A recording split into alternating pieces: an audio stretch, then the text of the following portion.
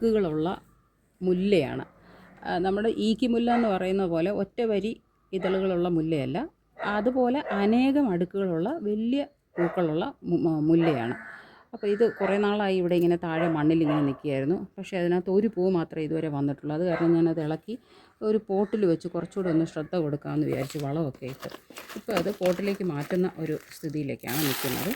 ഇനി വളം വേരൊക്കെ ഒന്ന് പിടിച്ചതിന് ശേഷം മാത്രം വളം കൊടുക്കുന്ന ഒരു സ്ഥിതിയായിരിക്കും നല്ലത്. കാരണം ഒരു സ്ഥലത്തുനിന്ന് മറ്റൊരു സ്ഥലത്തേക്കോ ഒരു പോട്ടിലേക്കോ മാറ്റുമ്പോൾ പെട്ടെന്ന് അതിന് പിടിച്ചു നിൽക്കാനുള്ള ഒരു എനർജി ഉണ്ടാവില്ല. അപ്പോൾ ആ എനർജി ഉണ്ടായി വരണമെങ്കിൽ വേര് വന്ന് പുതിയ ഇലകൾ വരുന്ന സമയത്ത് നമ്മൾ വളം ഇട്ട് കൊടുക്കേണ്ട ആവശ്യമുള്ളൂ. അതുവരെ വെള്ളം അളവിനുള്ള വെള്ളം, ആവശ്യമില്ലാത്ത വെള്ളം വേണ്ട. മുല്ലയ്ക്ക് വാർന്നു പോകുന്ന വെള്ളമായിരിക്കണം, കെട്ടിക്കിടക്കാൻ പാടില്ല.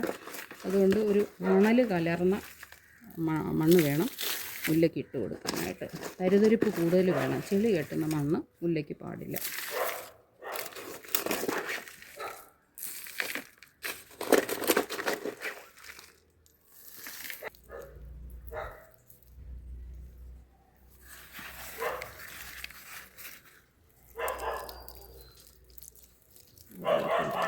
വെള്ളം വേണം.